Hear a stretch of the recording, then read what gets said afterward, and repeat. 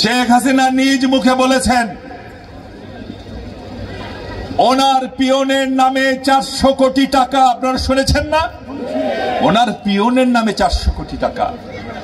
তাহলে বুঝেন ওনার কাছে আর কত টাকা আছে।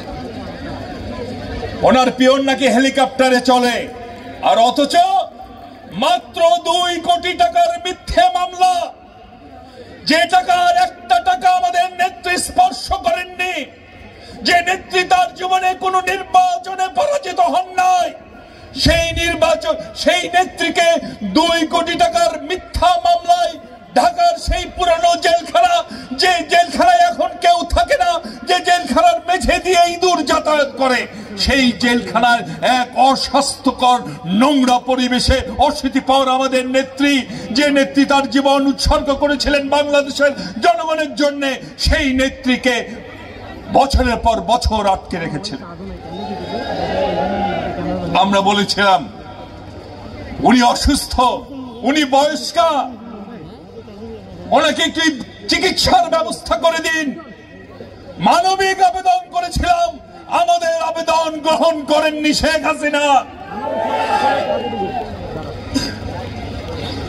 সেদিন যখন 32 নম্বর দাউ দাউ করে জ্বলছে, দেখেছেন আপনারা? আমার মতো জানি, আমার মতো আপনাদের অনেকেরই সেই কথা মনে পড়েছে। যেদিন 32 নম্বর দাউ দাউ করে আগুন জ্বলছে, আমরা এই ধরনের ঘটনাকে সাপোর্ট করি না। সন্ত্রাসী কর্মকাণ্ড, তথাকথিত মব জাস্টিস, আমরা এই সব সাপোর্ট করি না, কিন্তু আমরা তো অনেক কিছুই ভুলতে পারি না। আমাদের নেত্রীর 50 বছরের স্মৃতি বিজড়িত সেই বাড়ি, মইনুল হোসেনের সেই বাড়িতে আমাদের নেত্রী তার 2 সন্তানকে মানুষ করেছেন। তার স্বামী মারা যাওয়ার পর বাবার স্নেহ দিয়ে, মার স্নেহ দিয়ে উনি ওনার 2 সন্তানকে ওই বাড়িতে মানুষ করেছেন। ওই বাড়ির কোনায় কোনায় ওনার স্বামীর স্মৃতি ছিল। কোথাও জিয়াউর রহমান বসতেন, কোথাও বসে চা খেতেন, কোথাও তার সাথে গল্প করতেন, কোথাও তার বাচ্চাদের নিয়ে আদর করতেন।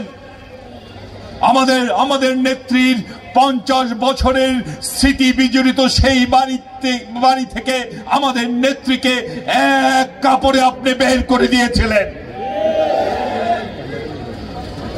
5টা ঘন্টাও সময় দেন নাই।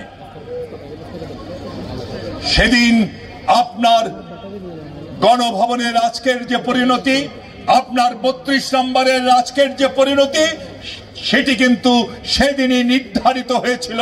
কারণ ইতিহাস বলে অন্যের জন্য কবর খুঁড়লে সে কবরে নিজেকেও পড়তে হয়।